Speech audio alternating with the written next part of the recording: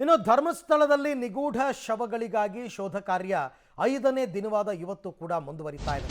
ಇವತ್ತು point number 9, 10, 11, 12 ಅಂದರೆ ಎಲ್ಲ ಒಂದೇ ಲೈನ್ನಲ್ಲಿದೆ. ರೋಡ್ ಸೈಡ್ನಲ್ಲಿ 4 ಪಾಯಿಂಟ್ಗಳಲ್ಲಿ ಶೋಧಕ್ಕೆ ಇವತ್ತು ನಿರ್ಧಾರವನ್ನು ಮಾಡಿದ್ದಾರೆ. 9, 10, 11, 12 ಶೋಧ ಕಾರ್ಯಕ್ಕೆ ನಿರ್ಧಾರ. 4 ಪಾಯಿಂಟ್ಗಳಲ್ಲಿ ಈಗ ಕ್ಲೀನಿಂಗ್, ಸ್ವಚ್ಛತಾ ಕಾರ್ಯ. ಗಿಡ ಗಂಟೆಗಳೆಲ್ಲ ಬೆಳ್ಕೊಂಡಿರುತ್ತೆ, ಮಿನಿ ಹಿಟಾಚಿಯನ್ನು ತಂದು ಅದನ್ನೆಲ್ಲ ಕ್ಲೀನ್ ಮಾಡ್ತಾರೆ. ಆಮೇಲೆ ಕಾರ್ಮಿಕರೇ ಭೂಮಿಯನ್ನು ಅಗೆಯುವಂತಹ ಕೆಲಸವನ್ನು ಮಾಡ್ತಾರೆ. ಯಾಕೆ ಅಂತಂದರೆ ತುಂಬ ನಿರ್ಣಾಯಕ ದಿನ ಇವತ್ತು. ದೂರುದಾರ ಹೇಳಿರೋದು ನಾನು ಇಲ್ಲಿ ಸುಮಾರೊಂದು 8-10 ಶವಗಳನ್ನ ಹೂತಿದ್ದೀನಿ ಅಂತ ಹೇಳಿದ. ಹಾಗಾಗಿ ಈಗ ಅಲ್ಲಿ ಏನು ಸಿಗುತ್ತೆ ಅದನ್ನು ನೋಡಬೇಕು. ಎಂದಿನಂತೆ ಕಾರ್ಮಿಕರನ್ನು ಕರ್ಕೊಂಡು ಈಗ ಎಲ್ಲ ಸ್ಥಳಕ್ಕೆ ಆಗಮಿಸಿದ್ದಾರೆ. ಸ್ವಚ್ಛತಾ ಕಾರ್ಯ ಒಂದು ಕಡೆ ಅದ್ರ ಪಾಡಿಗೆ ಅದು ನಡೀತಾ ಇದೆ. ಸ್ವಚ್ಛತಾ ಕಾರ್ಯ ಮುಗಿತಾ ಇದ್ದ ಹಾಗೆ ಶುರು ಮಾಡ್ತಾರೆ. ಒಂದೇ ಸ್ಟ್ರೆಚ್ಚಲ್ಲಿ ಎಲ್ಲ ಕೂಡ ಓಕೆ. ಈಗ ಶೋಧ ಕಾರ್ಯ ಆರಂಭ ಅಂತಕ್ಕಂಥ ಮಾಹಿತಿ ಬರ್ತಾ ಇದೆ. ತುಂತುರು ಮಳೆಯ ನಡುವೆ ಪಾಯಿಂಟ್ 9ರಲ್ಲಿ ಶೋಧ ಕಾರ್ಯ. SIT ಮತ್ತು AC ಸ್ಟೆಲಾ ವರ್ಗೀಸ್ ಅವರ ನೇತೃತ್ವದಲ್ಲಿ ಈಗ ಈ ಕಾರ್ಯ ನಡೀತಾ ಇದೆ. ನಿಧಾನಕ್ಕಲ್ಲಿ ಮಳೆ ಕೂಡ ಬರ್ತಾ ಇದೆ. ಅದರ ನಡುವೆಯೂ ಕೂಡ ಈಗ ಅಸ್ಥಿಪಂಜರಗಳ ಹುಡುಕಾಟದ ಕೆಲಸ ನಡೀತಾ ಇದೆ, ಆರಂಭ ಆಗಿದೆ. ನಾ ಹೇಳಿದ್ನಲ್ಲ, ಎಲ್ಲ ಕಡೆ ಪರದೆ ಕಟ್ಟಿಬಿಟ್ಟಿದ್ದಾರೆ, ಹಸಿರು ಬಣ್ಣದ ಪರದೆ. ಅಲ್ಲಿ ಉತ್ಖನನ ಕಾರ್ಯ ಯಾವುದು ಕೂಡ ಕಾಣಬಾರ್ದು ಅಂತ. ರೋಡ್ ಸೈಡ್ ಆಗಿರೋದ್ರಿಂದ ಇನ್ನೊಂದು ಸವಾಲು ಇವರಿಗೆ, ಅಲ್ಲಿ ಪಬ್ಲಿಕ್ಸನ್ನು ಕಂಟ್ರೋಲ್ ಮಾಡಬೇಕು. ಜನ ಬಂದುಬಿಡ್ತಾರೆ, ವೆಹಿಕಲ್ ಮೂವ್ಮೆಂಟಿಗೆ ರೋಡಲ್ಲಿ ಜಾಗ ಮಾಡಿಕೊಟ್ಟಿದ್ದಾರಂತೆ, ಬಟ್ ಪಬ್ಲಿಕ್ಸನ್ನು ಅವಾಯ್ಡ್ ಮಾಡಬೇಕು, ಎಲ್ಲರನ್ನೂ ದೂರ ಕಳಿಸ್ಬೇಕು, ಯಾರೂ ಅಲ್ಲಿ ನಿಂತ್ಕೋಬಾರದು. ಅದಕ್ಕೆ ಪೊಲೀಸ್ ಫೋರ್ಸ್ಗಳನ್ನ ಹಾಕ್ಕೊಂಡಿದ್ದಾರೆ. ಅದೆಲ್ಲದರ ನಡುವೆ ಉತ್ಖನನ ಕಾರ್ಯ ಈಗಷ್ಟೇ ಆರಂಭ ಆಗಿದೆ. ಸೊ ನೋಡೋಣ. ನೋಡಿ, ಉದ್ದಕ್ಕೂ ಕಟ್ಟಿದ್ದಾರೆ, ರೋಡ್ ಸೈಡ್ ಉದ್ದಕ್ಕೂ. ಯಾಕೆ ಅಂದರೆ ಅದು ಒಂದೇ ಸ್ಟ್ರೆಚ್ಚಲ್ಲಿದೆ. ಪಾಯಿಂಟ್ ನಂಬರ್ 9, 10, 11, 12 ಒಟ್ಟಿಗೆ ಮುಗಿಸ್ಬೋಣ ಅಂತ ಇವತ್ತು ಅವ್ರು ಪ್ಲ್ಯಾನ್ ಮಾಡ್ಕೊಂಡಿರೋದು. But it depends. ನಿಮಗೆ 9ನೇ ಪಾಯಿಂಟಲ್ಲಿ ಏನೂ ಸಿಗಲಿಲ್ಲ ಅಂದರೆ ಇಮಿಡಿಯೇಟಾಗಿ 10ನೇ ಪಾಯಿಂಟಿಗೆ ಮೂವ್ ಆಗ್ತಾರೆ. ಅಲ್ಲಿ ಏನೂ ಸಿಗಲಿಲ್ಲ ಅಂದರೆ 11ನೇ ಪಾಯಿಂಟಿಗೆ ಮೂವ್ ಆಗ್ತಾರೆ. ಆದರೆ 9ನೇ ಪಾಯಿಂಟಲ್ಲೇ ಏನಾದರೂ ಸಿಕ್ತು ಅಂದರೆ ಅಲ್ಲಿ ಉತ್ಖನನ ಇನ್ನಷ್ಟು ನಡಿಬೇಕಾಗುತ್ತೆ, ಇನ್ನಷ್ಟು ಆಳಕ್ಕೆ ಹೋಗಬೇಕಾಗತ್ತೆ. ಈ ಎಲ್ಲ ವಿಚಾರಕ್ಕೆ ಸಂಬಂಧಪಟ್ಟಂತೆ ಮತ್ತಷ್ಟು ಮಾಹಿತಿ ನನ್ನ ಕೊಲೀಗ್ ದೀಪಕ್ ಜೈನ್ ಅವರಿಂದ ಪಡೆಯೋಣ. ದೀಪಕ್, ಈಗ ವ್ಯವಸ್ಥೆಗಳನ್ನ ನಾವು ದೃಶ್ಯದಲ್ಲಿ ನೋಡ್ತಾ ಇದ್ದೀವಿ. 4 ಪಾಯಿಂಟ್ಗಳನ್ನು ಒಟ್ಟಿಗೆ ಇವತ್ತು ಅಗಿಬೇಕು ಅಂತಕ್ಕಂಥ ಪ್ಲಾನ್ ಮಾಡ್ಕೊಂಡಿದ್ದಾರೆ. ಸಾಧ್ಯತೆ ಇದೆಯಾ? ಕೆಲಸ ಆರಂಭ ಆಗಿದೆಯಾ?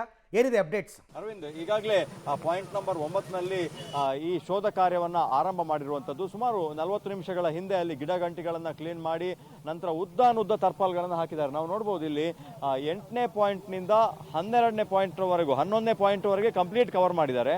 ಆದರೆ ಈಗ ನಾವು ಸದ್ಯಕ್ಕೆ ದೃಶ್ಯಗಳಲ್ಲಿ ನೋಡ್ತಾ ಇದ್ದೇವೆ, ನಾವು JCBಯನ್ನು ಮತ್ತೆ ಬಳಸಿಕೊಂಡು 8 ಭಾಗದಿಂದ ಒಳಗೆ ಬರಲಾಗಿತ್ತು.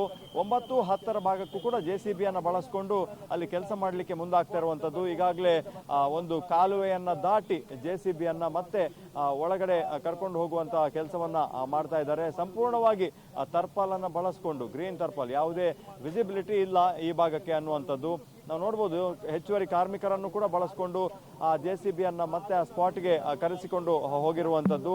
ಹಾಗಾಗಿ ಮತ್ತೆ ಮುಂದೆ ಉತ್ಖನನ ಆಗ್ತಾ ಇದೆ. ನಾವು ನೋಡ್ಬೋದು ಹೆಚ್ಚುವರಿ ಪೊಲೀಸರನ್ನು ಕೂಡ ಸ್ಥಳದಲ್ಲಿ ನೇಮಕ ಮಾಡಿರುವಂಥದ್ದು. ಯಾಕಂದರೆ ಸಾರ್ವಜನಿಕ ರಸ್ತೆಯ ಪಕ್ಕದಲ್ಲೇ ಇರೋದ್ರಿಂದ, ನೂರಾರು ವಾಹನಗಳು ಓಡಾಡುವಂಥ ರಸ್ತೆ ಆಗಿರೋದ್ರಿಂದ ಇಲ್ಲಿ ಹೆಚ್ಚುವರಿ ಪೊಲೀಸರನ್ನು ಬಳಸಿಕೊಂಡು ಅಲ್ಲಿ ಕಾರ್ಯಾಚರಣೆಯನ್ನು ಮುಂದುವರಿಸಿದ್ದಾರೆ.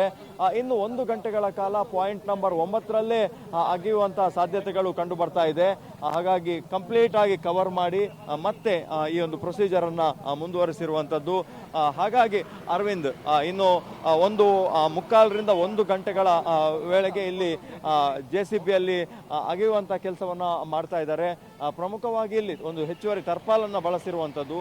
ಹಾಗಾಗಿ ಅಲ್ಲಿ ಈಗಾಗಲೇ ದೂರುದಾರ ಹೇಳುವ ಪ್ರಕಾರ ಒಂದು ಪಾಯಿಂಟನ್ನು ಮಾಡಿದ್ದಾನೆ. ಆ ಪಾಯಿಂಟ್ನ ಆ ಬದಿ ಈ ಬದಿ ಮತ್ತೆ 3-4 ಅಡಿ ಅಗಿಬೇಕು ಅನ್ನುವಂಥ ಒಂದು ಸೂಚನೆಗಳನ್ನು ಕೂಡ ಕೊಟ್ಟ ಇರೋದ್ರಿಂದ ಈ ಹಿಂದೆ ಕೂಡ ಅದೇ ಥರದ ಹೇಳಿಕೆಗಳನ್ನು ಕೊಟ್ಟಿದ್ದ, ಅದರಂತೆ ಮಾಡಿದ್ರು. ಇವತ್ತು ಕೂಡ ಮತ್ತೆ ಆ 9ನೇ ಪಾಯಿಂಟ್ನ ಆಸುಪಾಸಿನಲ್ಲಿ ಕೊಟ್ಟ ಪಾಯಿಂಟ್ನ ಸುತ್ತಲೂ ಕೂಡ ಬಹಳ ಡೀಪ್ ಆಗಿ ಅಗಿಬೇಕು ಅನ್ನುವಂಥ ಒಂದು ಹೇಳಿಕೆ ಬಂದ ನಂತರ JCBಯನ್ನು ಬಳಸಿಕೊಂಡು ಈ ಥರದ ಒಂದು ಶೋಧ ಕಾರ್ಯವನ್ನು ಮುಂದುವರಿಸಿರುವಂಥದ್ದು. ಅರವಿಂದ್, ಓಕೆ. ಇಷ್ಟು ದಿನಗಳ ಕಾಲ ದೀಪಕ್ ಕಾರ್ಮಿಕರನ್ನ ಬಳಸ್ಕೊಂಡು ಅಲ್ಲಿ ಮಣ್ಣನ್ನು ಅಗೆಯುವ ಕೆಲಸವನ್ನು ಮಾಡ್ತಾ ಇದ್ರು.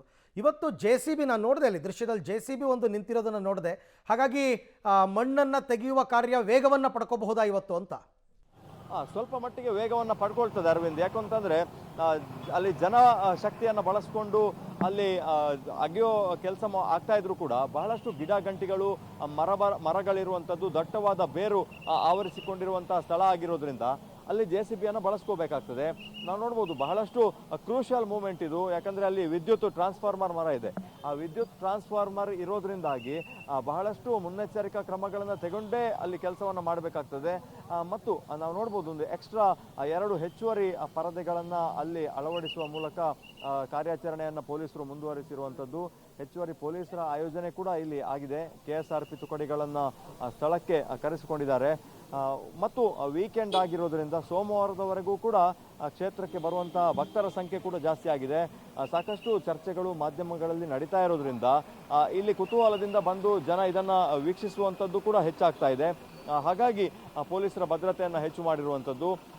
ಹಾಗಾಗಿ ಈಗ 9ನೇ ಪಾಯಿಂಟ್ನಲ್ಲೇ ಈ ಶೋಧ ಪ್ರಕ್ರಿಯೆ ಮುಂದುವರೆದಿದೆ. ಇದೇನಾದರೂ ಸ್ವಲ್ಪ ಮಟ್ಟಿಗೆ ಕಂಪ್ಲೀಟ್ ಆದರೆ ಆ ಪರದೆಯ ಒಳಗೆ 10ನೇ ಪಾಯಿಂಟ್ ಮತ್ತು 11ನೇ ಪಾಯಿಂಟ್ ಇರುವಂಥದ್ದು, ಅದರ ಪಕ್ಕದಲ್ಲಿ 12ನೇ ಪಾಯಿಂಟ್. ಕೇವಲ 150-200 ಮೀಟರ್ ವ್ಯಾಪ್ತಿಯಲ್ಲೇ ಈ 4 ಪಾಯಿಂಟ್ಗಳಿರೋದ್ರಿಂದ ಇವತ್ತು ಆದಷ್ಟು ಹೆಚ್ಚಿನ ಪಾಯಿಂಟ್ಗಳಲ್ಲಿ ಡಿಗ್ಗಿಂಗ್ ಕೆಲಸವನ್ನು ಮಾಡಲಿಕ್ಕೆ ಸಿಬ್ಬಂದಿಗಳು ಮತ್ತು ಅಧಿಕಾರಿಗಳು ಮುಂದಾಗಿರುವಂಥದ್ದು. ಅರವಿಂದ್.